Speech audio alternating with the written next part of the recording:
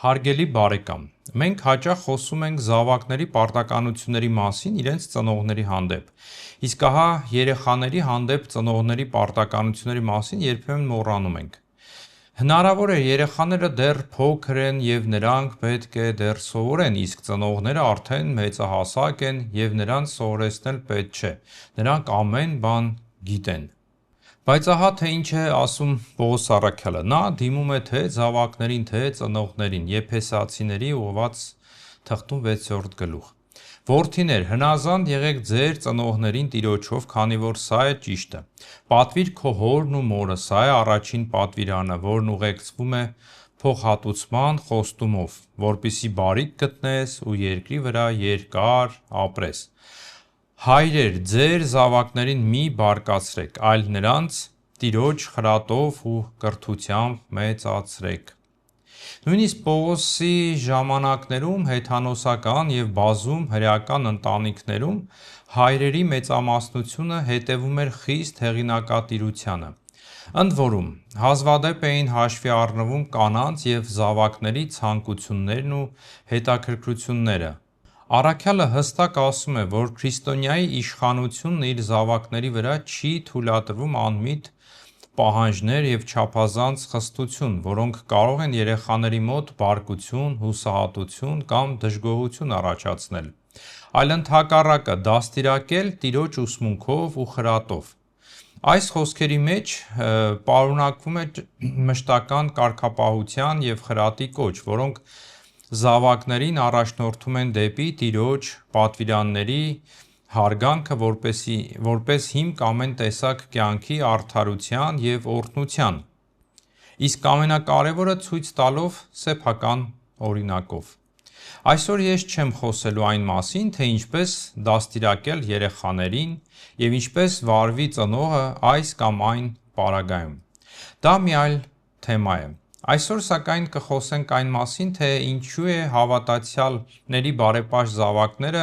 ինչ-որ մի պահ հեռանում են եկեղեցուց, հեռանում են Աստծուց հանդեպ իրենց հավատքից։ Հավատի և բարեպաշտության հարցերը, ինչպես հաճախ նկատում ենք, դեռ լուծված չեն նույնիսկ հենց ծնողների մոտ, ովքեր նոր գալով հավատքի անմիջապես սկսում են հոգևորապես դաստիարակել բոլոր մերձավորներին, շրջապատը և առավել ևս իրենց փոքրիկ երեխաներին, ունենալով այստեղ իրենց սեփական շահը, որպեսզի երեխան հնազանդվի ծնողներին։ Ցավոք, ծնողներին մտահոգում է ոչ թե այդքան սեփական հոգու և զավակների հոգու խնամքը և դաստիարակությունը, այլ որքան երեխաների հնազանդության հարցերի լուծումը, չնայած նրանք կկարծեն, թե այդ ամենը երեխու հոգու մասին հոգածությունն է։ Եվ ահա, շփվելով բազում հավատացյալ մարդկանց հետ, ես հասկացա, որ տնային կոնֆլիկտները, այսինքն խնդիրների աղբյուրը հաճախ ընտանիքի անդամներից մեկի եկեղեցականացումն է, ավելի ճիշտ ոչ առողջ եկեղեցականացումը։ Եկեղեցականացում դա վացերկավլենիա ռուսերեն բառ է, դա երբ մեկը դարձ է ապրում և սկսում է առաջնորդվել եկեղեցվո կարգ ու կանոնով՝ պահ, կաղոտ, պատարագ, ուխտագնացություն, ճիշտն ասած չեմ սիրում այդ բառը եկեղեցականացում, բայց առայժմ ուրիշ նոր բառ չեմ գտել։ Եվ այսպիսով, երեխայի կյանքում բոլոր դժբախտությունները սկսում են, եթե եկեղեցականացվածը լինում է ծնողներից մեկը, և երեխան ֆիզիկական հասունացմանը զուգընթաց, քանի որ ծնողը այդպես էլ մնացել է նորադարձ, նեոֆիտ, ստիպված է լինում պայքարել անկախ լինելու իրավունքի համար, ինչն էլ հագեցնում է կոնֆլիկտների, բախումների, երեխային մեղադրելով անաստվածության և նույնիսկ համարյա թե դիվահարության մեջ։ Թեման շատ ծավալուն է։ Մի քանի տարի առաջ այս թեմայի ռուսերեն տարբերակը տեղադրեցի իմ յութուբյան ալիքում, այսօր էլ որոշեցի պատրաստել նաև հայերեն տարբերակը։ Եվ այսպիսով, օրինակներ եմ բերելու, որոնք կօգնեն ծնողներին տեսնել իրենց սխալները զավակների հոգևոր կրոնական դաստիարակության գործում և որպեսզի դրանով իսկ կանխեն մեծ սխալները, որոնց համար ստիպված կլինեն տառապել մնացյալ ողջ կյանքում։ Նաև հույս ունեմ, որ այս տեսանյութը կօգնի նաև շատ հավատացյալների, ովքեր գտնվում են որոշ քահանաների կրոնական վերահսկողության ներքո և չեն կարողանում կարգավորել իրենց հարաբերությունները մեր Տեր Հիսուս Քրիստոս Աստծու հետ։ Նշեմ, որ նորադարձ նեոֆիտ ասելով այսօր ես նկատի կունենամ ոչ թե իրական նորադարձի, որ նոր է հավատքի եկել, այլ այն մարդու, որ իր հոգևոր կյանքի ողջ ընթացքում տարիների ընթացքում նորադարձ մնաց և այդպես էլ չաճեց։ Ցավալի է, բայց այդպիսիները կան նաև հոգևորականների շարքերում։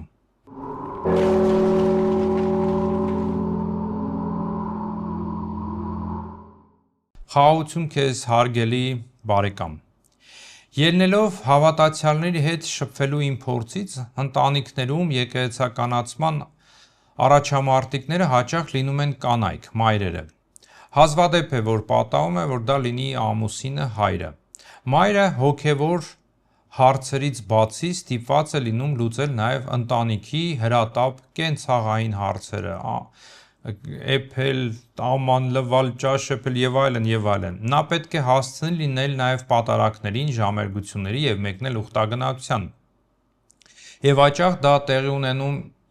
ի հաշիվ կնոջ և մոր իր ուղղակի պարտականությունների։ Տեղին է հիշել մի պատմություն։ 2000 թվականների սկզբին, երբ Հայաստանում էի, ինձ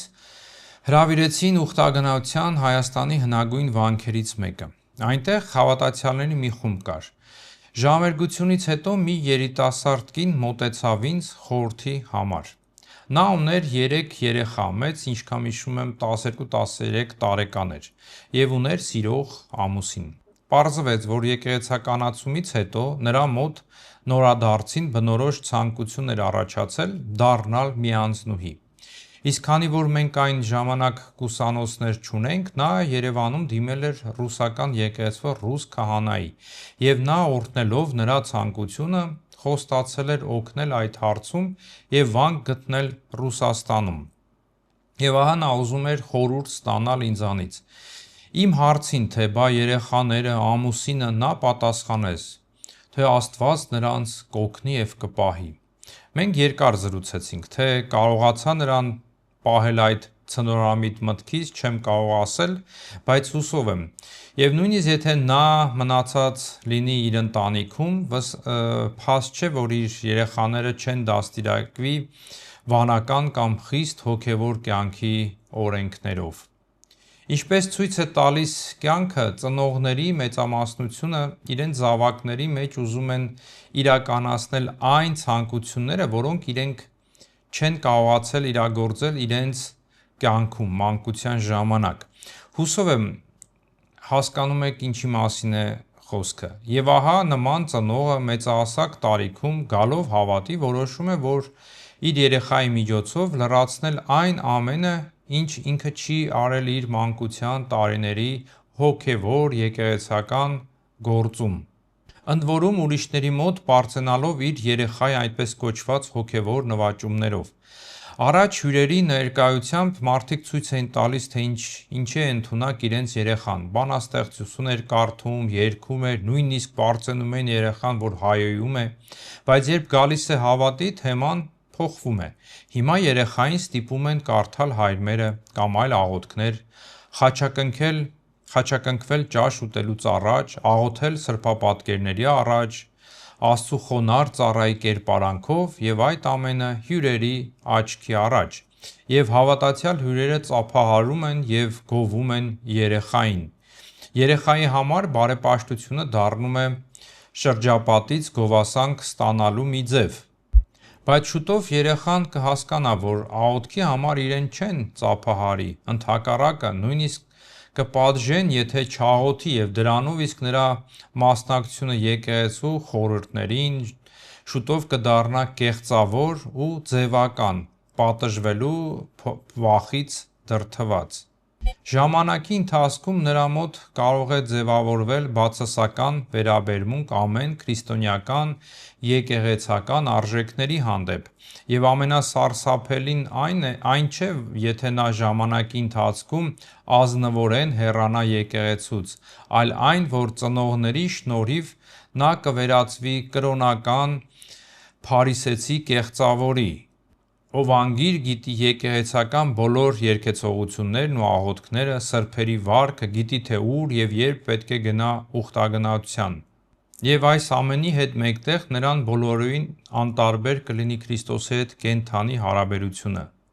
Հենց այդպիսի երեխաներն են ի վերջո սուզվում ամեն տեսակ մեղքերի մեջ, ճաշակելով այս աշխարհի նորանոր գարշությունները։ Այնուհետև կարելի է նկատել որոշ ծնողների մի այնպիսի նախանձախնդրություն, որոնք ցանկանում են, որ իրենց որդիները սկսեն ծառայել եկեղեցում, շապիկ հագնել։ Սկզբում տղայի համար հետաքրքիր կլինի, հետո նա կսկսի հոգնել և կորցնել հետաքրքրությունը։ Նրա հասակակիցները ինչ-որ տեղ մի բակում խաղում են կամ ծնողների հետ ինչ-որ տեղ են գնում, իսկ նա ժամերով պետք է կանգնի երգի ծնողների հիացած հայացքների ներքո։ Հետո հոգնած պետք է տուն գան, որպեսզի դպրոցի դասերը պատրաստի։ Էլ չեմ ասում այն մասին, եթե գայթակղվի ավագ սպասավորների կամ հենց քահանայի վարքից։ Նման երեխաները նաև ծնողների մշտական ճնշման տակ են։ Դու մեզ մոտ եկեղեցում ես ծառայում, պետք է քեզ լավ պահես, ամոթ է, մարդիկ ինչ կասեն։ Դրանով իսկ երեխայի վրա պատասխանատվության մեծ բեռ են դնում։ Պարզվում է, նրան չի կարելի խաղալ, չարաճճություն անել, այդ ամենը մեղք է։ Աստված կարող է պատժել։ Նման երեխաների հետ հասակակիցները դադարում են խաղալ և շփվել, նույնիսկ սկսում են ձեռ առնել, և երեխաները մի օր ստիպված են լինում ընտրություն անել եկեղեցու և բակի միջև։ Դեպքերի մեծ մասում ընտրում են բակը և ընկերներին։ Իսկ եթե նույնիսկ մնա եկեղեցում, ապա նման մեկը ի վերջո կարող է դառնալ կրոնական մոլեռանդ, փարիսեցի, ով ատում է բոլոր, դրսի մարդկանց։ Աստված մի արասցե, եթե այդպիսինը քահանա դառնա։ Հարգելիներ, պատկերացրեք, որ կան նաև այդպիսի ծնողներ, որոնք սրբերի վարքերը կարդալով երազում են իրենց երեխաներից նույնպիսի սրբեր սարքել։ Նրանց ուժերից վեր ստիպում են պահք պահել և աղոթել, արգելում են շփվել հասակակիցների հետ և բակային խաղեր խաղալ։ Իրենց երեխաների փոխարեն որոշում են, թե նրանք ինչ անեն, որտեղ սովորեն և ով դառնան։ Բնականաբար ճեմարանում պետք է սովորեն և քահանա դառնան։ Նմաններին նույնպես բերում են եկեղեցում ծառայելու։ Դեպքերի մեծ մասում նույն բանն է պատահում նաև այդ երեխաների հետ, ինչի մասին արդեն ասացի։ Իսկ եթե երեխան դեռ փոքր է և նրան բերում են ժամերգության կամ պատարագի, որտեղ նա պետք է ոտքի մնա մոտ 2-3 ժամ կամ ծնողի ձեռքերում առանց շարժվելու, և Աստված մի արասցե, եթե երեխան սկսի վազվզել եկեղեցում, աղմկել, խանգարելով մյուսների աղոթքին, և անպայման իսկույն կգտնվեն այդպես կոչված բարեպաշտ հավատացյալներ, դժգոհ հավատացյալներ, որոնք կմեղադրեն երեխային համարյա թե դիվահարության մեջ։ Ո՞վ կարող է խանգարել պատարագը, չէ՞։ Բնականաբար դևերը մերձավորների մեջ։ Մարդ եկել է աղոթելու և այս դևը այս երեխու մեջ խանգարում է։ Եվ եթե ծնողը հիմար է, ապա այդ խոսքերը լուրջ կընդունի և կսկսի մտածել այն մասին, թե ինչպես բժշկի իր այդպես կոչված դիվահար երեխային։ Իսկ երեխան, ի տարբերություն իր ծնողների, հիմար չէ։ Նա իսկույն կորսա ու կմտապահի այդ խոսքերը, և դրանք նրա հետ միասին կմեծանան, մինչև մի օր իսկապես չճանաչի կամ չտեսնի մի իսկական դիվահարների, և նա ակամայից վաղ թե ուշ կսկսի իրեն պահել դիվահար մարդու պես, բոլորովին անգիտակցաբար կրկնօրինակելով նրա վարքը, սովորություններն ու գործողությունները։ Իսկ հետո այդ ամենը կդառնա նրա սովորությունը։ Եվ պատկերացնում եք, թե ինչն է ամենաողբերգականը, երբ պատանուն, ում անընդհատ մեղադրել են դիվահարության կամ անաստվածության մեջ և նույնիսկ ջանաչել են ամեն ինչ անել նրան բժշկելու համար, ստիպում են գնալ եկեղեցի և մասնակցել եկեղեցվո խորհուրդներին։ Իսկ ինչպես է նման ծնողների վիճակը։ Նրանք ամաչում են եկեղեցի գնալ, ի վերջո երեխայի հետ միասին կարող է եկեղեցի գնալուց դադարեն նաև հենց ծնողները։ Իսկ ինչ եթե դա մի կաթնակեր մանուկ լինի։ Երեխային բերում են եկեղեցի։ Խունկի հոտ, աղմուկ, երգեցողություն, բազում մարդիկ, որոնցից ոմանք մոտենում են երեխային դիպչելու համար, ասելով ինչ լավ երեխա է, հասկանում եք ինչի մասին է խոսքը։ Շատ երեխաների համար դա մեծ տագնապ կլինի եւ առավել եւս, եթե երեխան նաեւ վախենա, կսկսի լաց լինել, կամակորություն անել, պոկվել ծնողների ձեռքից, ինչպես միշտ կգտնվեն նաեւ այնպիսիները, որոնք կմեղադրեն ծնողներին, այն բանում, թե իրենք քիչ են աղոթում եւ դրա համար իրենց երեխան վախենում է աղոթքից կամ ինչ-որ մեղք են գործել ծնողները, որ այդպիսի երեխա է։ Ու զարմանալի չի լինի, ինչպես ասեցի, որ կգտնվի մեկը, որ նույնիսկ երեխային կմեղադրի դիվահարության մեջ։ Ինչ է սպասում նման երեխային։ Մի օրինակ բերեմ։ Երեխան խնձոր է ուտում եւ հանկարծ այդ պահին արտակարգ իրավիճակ է տեղ ունենում, ինչ որ բան է փլվում, ճիչեր, սարսափ, պաղաղակ, երեխան տագնապ է ապրում։ Եվ ահա անցնում են տարիներ, ողջ սարսափը մոռացվում է, բայց կա մի բայց։ Ամեն անգամ, երբ այս արդեն հասունացած երեխան խնձոր ուտի կամ խնձորի հոտ զգա, նա անկախ իրենից կսկսի վերապրել այն սարսափները, որ ապրել է մանկությանը խնձոր ուտելիս։ Եվ այդ ամենը ենթագիտակցության մեջ։ Նույնը կպատահի երեխայի հետ, եթե նա տագնապ ապրի մարդաշատ եկեղեցում։ Եվ ահա, եթե մեծանա եկեղեցի այցելից, նրա մոտ առաջանալու է այդ անհանգստությունը եւ տագնապը, եւ նա չի կարողանալու երկար մնալ եկեղեցում, մտածեք սրա մասին։ Լինում են նաեւ այնպիսի ծնողներ, որոնք բացի նրանից, որ ուզում են իրենց որդիները ծառայեն եկեղեցում շապիկ հագնել, դեռ երազում են նաեւ, որ իրենց որդին հոգեվորական դառնա, կուսակրոն կամ ամուսնացյալ։ Դեպքերի մեծ մասում այս ծնողների մեջ մենք տեսնում ենք մի տեսակ նախանձ հոգեվորականների ծնողների հանդեպ։ Եվ ահա նման ծնողներ ամեն ինչ անում են, որպեսզի իրենց երեխան քահանա դառնա, նույնիսկ փնտրում են ինչ-որ նշաններ, որոնք կհաստատեն իրենց ցանկությունները։ Բնականաբար, նման բազում նշաններ կգտնվեն, եթե միայն ցանկություն լինի։ Նույնիսկ մարգարեական երազներ կարող են տեսնել սրբերի վարքերով գրքեր կարդալուց հետո։ Նման երեխաները խղճալ են։ Նրանք դառնում են իրենց ծնողների գոռոզության զոհը։ Առավել եւս, եթե նման որդուն դաստիարակում է միայնակ մայրը։ Թե ինչ է սպասվում նրանց, վերևում արդեն բերեցի որոշ օրինակներ։ Կամ ահա թե ինչպիսի մի օրինակ։ Մի անգամ ծնողները տիրոջ առաջ ինչ-որ ուխտ են անում, որը կայանում էր նրանում, որ որոշեցին նորածին դստեր մազերը չկտրել մինչև 7 տարեկան։ Երբ նա մեծացավ, ամեն անգամ, երբ ստիպված էին լինում լվանալ նրա երկար մազերը եւ հետո սանրել, նա տանջվում էր ու լաց լինում ցավից, եւ մի օր նա չդիմանալով հայտարարեց ծնողներին, որ հաջորդ անգամ, երբ ուխտ անեք, ապա միայն ձեր գլխի վրա։ Կարելի է ասել ծիծաղելի պատմություն եւ բայց որքան ցավ է ապրել այդ աղջնակը։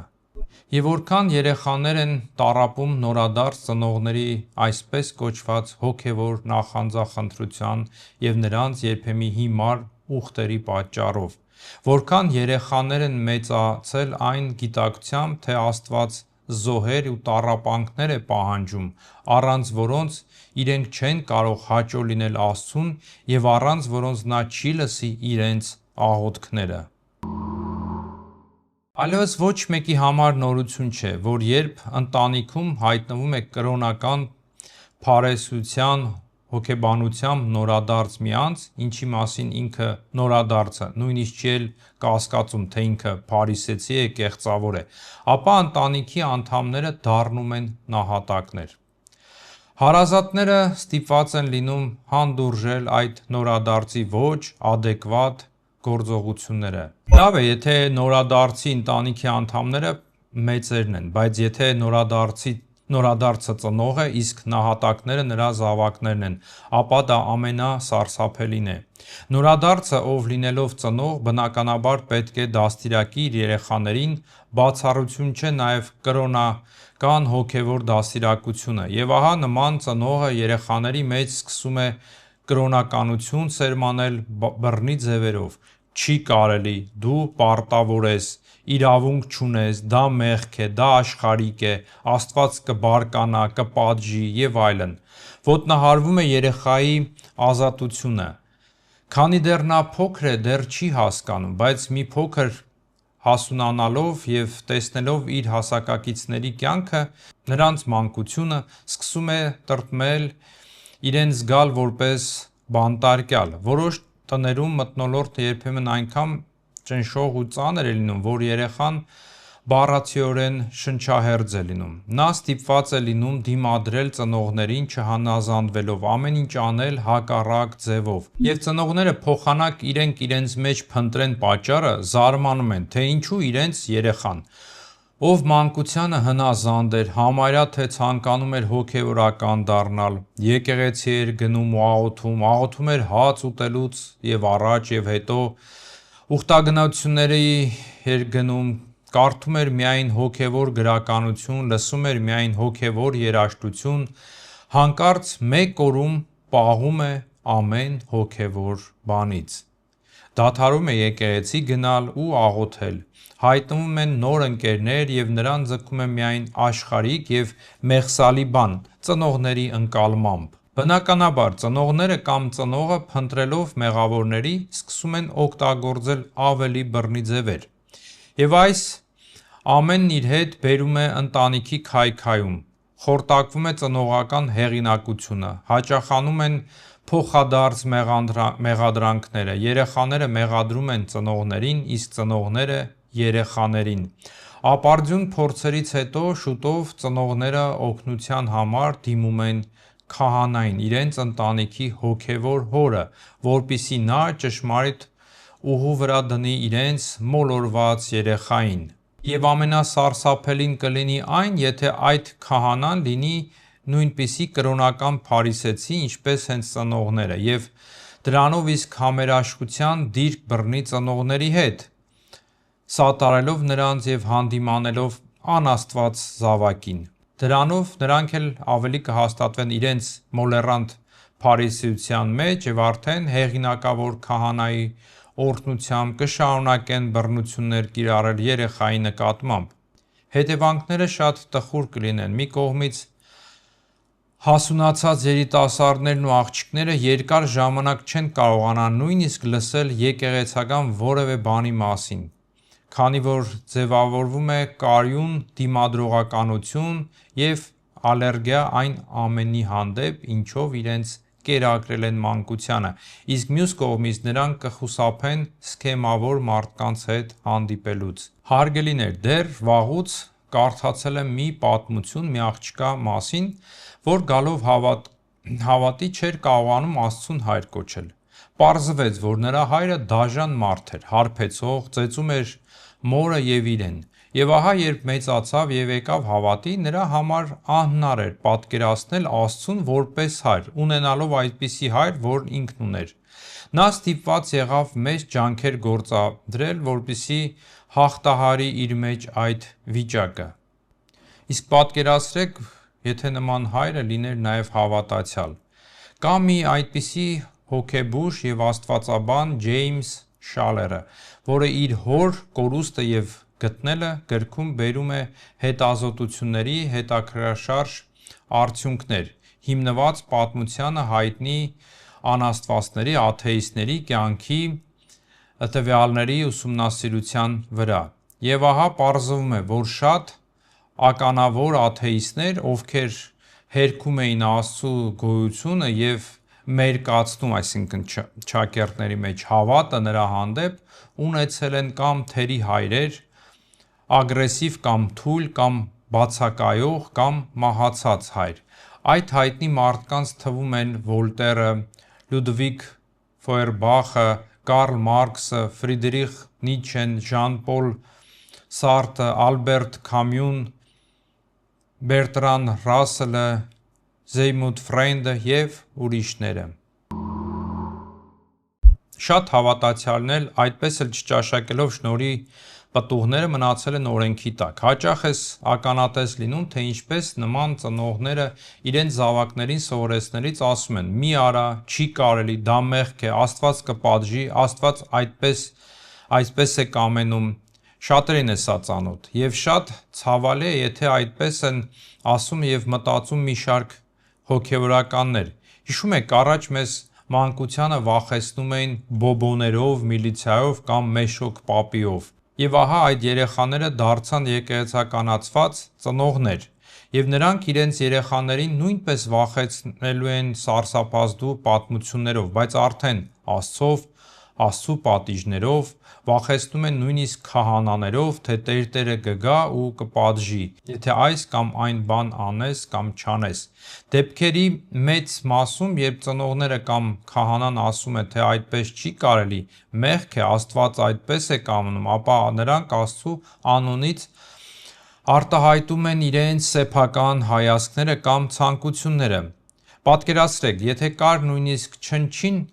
հնարավորություն չհամաձայնվելու ծնողին կամ քահանայի հետ, ապա չընդունել Աստծու կամքը արդեն մեծ մեղք է, քանի որ Աստված կարող է նաև պատժել։ Իսկ ինչ, եթե երեխան մի քանի անգամ ծնողներին և Աստծուն չհնազանդվելուց հետո տեսնի, որ Աստված չի պատժում։ Ինչ է տեղի ունենում։ Խալխլվում է վստահությունն ու հարգանքը թե ծնողների, թե քահանաների և թե Աստծու հանդեպ։ Ի վերջո, մի խումբ երեխաներ կդադարեն եկեղեցի գնալ, կնեղանան ծնողներից և նրանց միջև մշտական բախումներ կլինեն նույնիսկ պարզ ոչնչություն հանդիսացող կենցաղային հարցերի պատճառով։ Իսկ մյուսները, եթե նույնիսկ հնազանդվեն ծնողներին, ապա նրանց ներսում սկզբնական շրջանում կլինի շատ չարտահայտված բողոք, որը ժամանակի ընթացքում կպայթի ծնողների գլխին։ Եվ այսպես դաստիարակված երեխաները, ինչպես ժամանակին իրենց ծնողները, ի վերջո կսովորեն իրենց պատասխանատվությունը բարդել ուրիշների վրա և իրենց բոլոր ձախողումները վերագրել Աստծուն։ Այդպես էր Աստծուն հաճելի, Աստծու կամքը սա էր, և դրանով իսկ ապրել առանց մեղքի զգացման և առանց որևէ գործողության և դիմադրության իրենց կողմից որևէ բանի դեմ։ Եվ ահա պատկերացրեք, երեխային, ում ասել են, թե ինչ էլ որ անի, ամեն ինչ մեղք է և Աստված կպատժի, դեռ մի բան էլ կասեն, մենք բոլորս չափազանց մեղավոր ենք և դրա համար Աստված մեզ չի լսում, մեր աղոթքները չի լսում։ Այսինքն ուղերձը հետևյալն է. իբր մենք մեղավոր ենք, իսկ Աստված մեղավորներին չի սիրում, ուստի նա մեզ չի կարող լսել։ Բայց այնուամենայնիվ լսելու հնարավորություն կա։ Պետք է գտնել միջնորդներ, որոնք ավելի մոտ են Աստծուն, և նրանք կխնդրեն քեզ համար։ Դրանք սուրբերն են կամ հոգևոր հայրերը, հոգևորականները, և դրա համար պետք է աղոթել սուրբերին և լսել միայն հոգևոր հայրերին ու ծնողներին։ Նման այլասերված ընկալումները հայ հավատացյալների միջավայր են ներթափանցել ռուսական հավատացյալների միջավայրից։ Ցավոք, այս ամենով հիվանդ են նաև բազում հավատացյալներ։ Այսպիսով, երեխայի մոտ առաջանում է նաև հուսահատության զգացում. ինչու եմ ես այսպիսի մեղավորս պետք Աստծուն, նրա ինչ գործն է իմ աղոթքները, ես արժանի չեմ, որ նա ինձ նկատի։ Բոլորովին բնական է, որ սրա հետևանքով հենց աղոթքը դառնում է ձևական զբաղմունք։ Մարդը չի գտնում Տիրոջը դիմելու իր սեփական սրտից բխած անկեղծ խոսքերը, այլ պարզապես աղոթագրքով կարդում է հոգևոր հոր կանոնը, այլ ոչ թե հաղորդակցվում սիրող երկնավոր հոր հետ։ Այդպիսիներին արդեն պետք չէ նաև հենց Քրիստոսը, եթե կարելի է խնդրել Մատրոնուշկային, եթե գիտեք, Ռուսաստանում Մատրոնայի վանքը կա և ժամերով հերթ կանգնելով նրա գերեզմանի մոտ կարելի է բան խնդրել։ Նման երեխաների մեջ բնավորվում է կեղծ խոնարհություն և նրանք մեծանալով վերածվում են մի անպիտան մարդու, որ կյանքում ինքնուրույն չի կարող հասնել, նրա փոխարեն որոշելու են ծնողները, հոգևոր հայրը, պետը, կինը, ամուսինը, սուրբերը։ Հենց այնպիսի հավատացյալներից են դուրս գալիս կնոջ կամքին հնազանդ ենթակա ամուսինները կամ նահատակ կանայք, որոնց ամուսինները կծեծեն ցանկացած պատճառով, իսկ իրենք կհամբերեն։ Քայքայվում են ընտանիքները և մեծանում է մի նոր թերի սերունդ։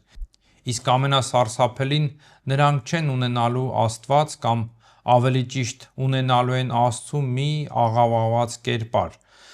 ով ատում է բոլոր մեղավորներին, չի լսում նրանց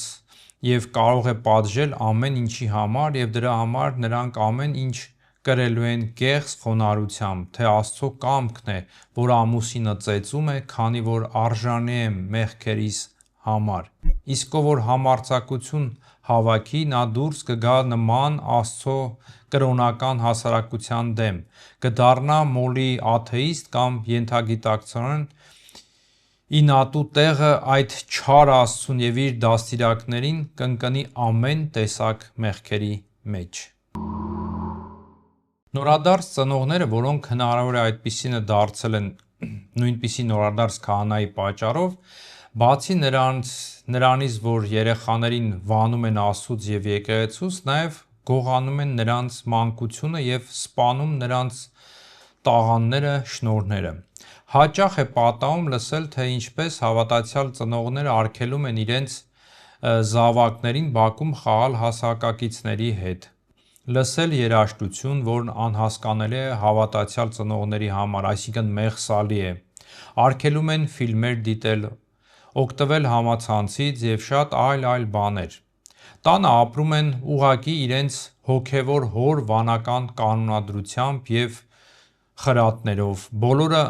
ընկճված դեմքով աղոթում ու պահք են պահում։ Երեխայի մոտ ոչ հոգևոր տաղանդի ցանկացած դրսևորում կասեցվում է ձեռ առնելով կամ Աստծու պատիժների մասին հիշեցնելով։ Կարել է միայն այն, ինչը հոգևոր է ծնողների ընկալմամբ, եթե նկարել, ապա միայն սրբապատկերներ, եթե երգել, ապա միայն եկեղեցական երգեղեցողություն, շարական, եթե գիրք կարդալ, ապա միայն սրբերի վարքեր և նրանց խրատները, եթե սովորել, ապա միայն այնտեղ, որտեղ կա հոգևոր դաստիարակություն և ճեմարաններում, և այսպիսի եթեներն և միայնները շատ են։ Շատ երեխաներ պայքարելով իրենց ազատության համար սկսում են կեղծավորություն անել։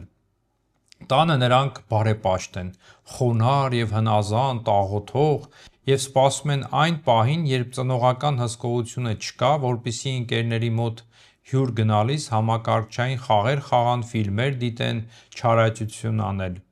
Եվ երբ նրանք մեծանան ու կարողանան արդեն դիմադրել ծնողներին, նրանց այլևս չես պահի։ Դա նման է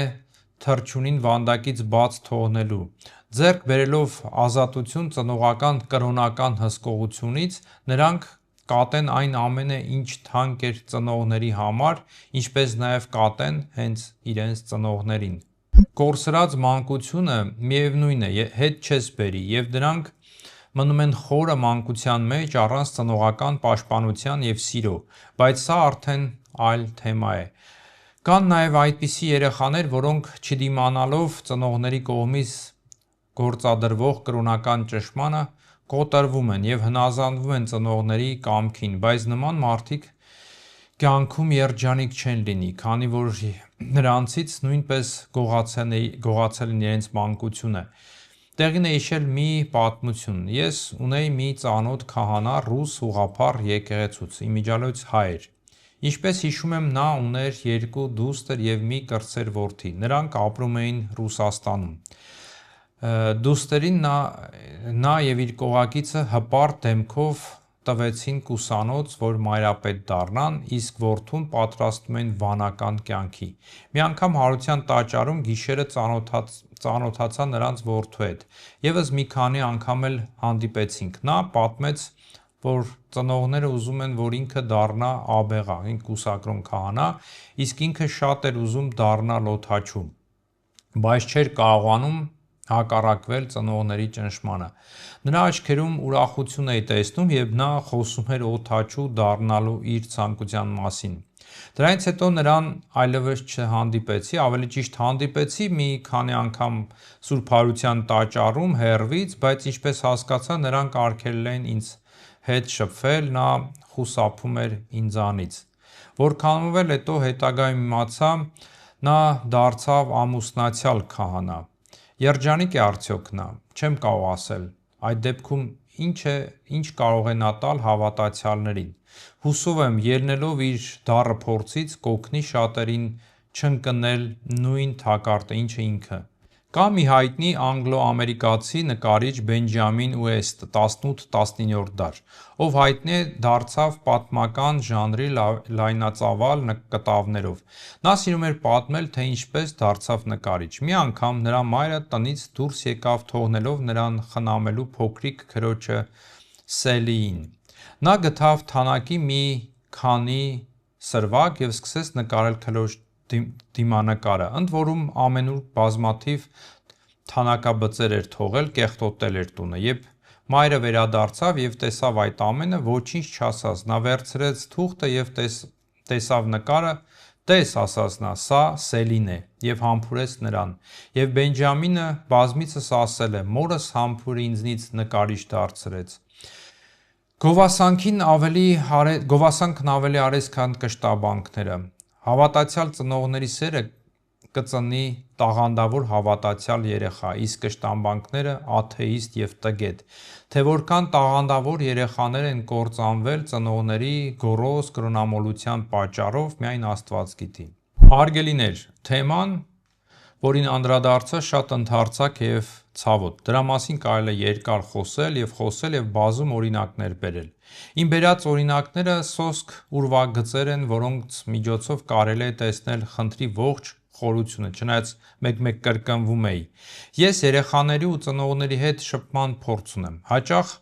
հավատացյալ ծնողները գալով ինձ մոտ խնդրում են, որ խոսեմ իրենց մեղավոր զավակների հետ։ Հայր Ղևոնդ, ասացեք նրանց, որ աղոթ աղոթեն, եկեղեցի գնան, մեզ լսեն, թե չէ բոլորովին սանձարձակ են դարձել, ամենևին չեն հնազանդվում։ Մի քանի հարցերից հետո պարզ է դառնում, որ ծնողները տառապում են նորադարձության հիվանդությամբ։ Եվ երբ ես երեխայի կողմն եմ բռնում նրանց օգնելու համար, ծնողներից շատերը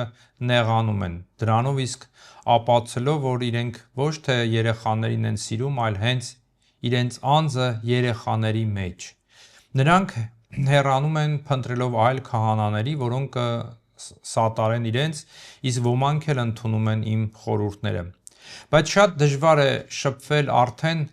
հասունացած երեխաների հետ, ովքեր երես են թեքել Աստծուց և եկեղեցուց։ Այլևս վստահություն չկա բոլոր նրանց հանդեպ, ովքեր խոսում են Աստծու և եկեղեցու մասին, քանի որ դեպքերի մեծ մասում նրանք հանդիպել են իրենց ծնողների մտածելակերպ ունեցող քահանաների։ Մնում է աղոթել։ Հարգելի հավատացյալ ծնողներ, ձեր զավակներին սեր և հասկացողություն է պետք, այլ ոչ թե մշտական մեղադրանքներ ու ցուցմունքներ, թե ինչպես ապրել։ Սերը հրաշքներ է գործում, քանի որ Աստված սեր է։ Սերը արարող ուժ է և կյանք է տալիս, իսկ ատելությունը կործանարար ուժ է, թե անհատի, թե ընտանիքի, թե ողջ հասարակության համար։ Դուք պետք է սիրեք ձեր զավակներին և դա ցույց տաք ձեր ամուսինների միջև եղած սիրո օրինակով։ Հասկացեք, որ երեխաների հոգևոր դաստիարակությունը միայն աղոթքներ սովորեցնելը չէ, սրբերի վարքեր կարդալը կամ ուխտագնացություններ գնալը չէ։ Ամենակարևորը երեխային օգնելն է, որ նա ինքնուրույն և ձեր հսկողության ներքո գտնի Աստծու հետ իր սեփական անձնական փոխհարաբերությունը։ Օգնեք նաև նրա տաղանդների դրսևորմանը։ Սովորեցրեք նրան լողալ, այլ ոչ թե հեռու պահեք ծովից։ Մի օր ինքը ծով մտնելու է։ Իսկ ամենակարևորը ձեր օրինակով ցույց տվեք հենց Աստծուն։ Սուրբ Գրիգոր Տաթևացին ասում է, որ ծնողները յուրօրինակ աստվածներ են։ Հասկանո՞ւմ եք, ծնողների միջոցով է երեխան ճանաչում մեր Աստծուն։ Հիշեք Տիրոջ պատասխանը Փիլիպպոսին։ Հիսուս նրանց ասաց. «Այսքան ժամանակ ձեզ հետ եմ, և ինձ չճանաչեցի՞ր, Փիլիպպոս, ով ինձ տեսավ, տեսավ Հորը, էլ ինչպես ես ասում, ցույց տուր մեզ Հորը»։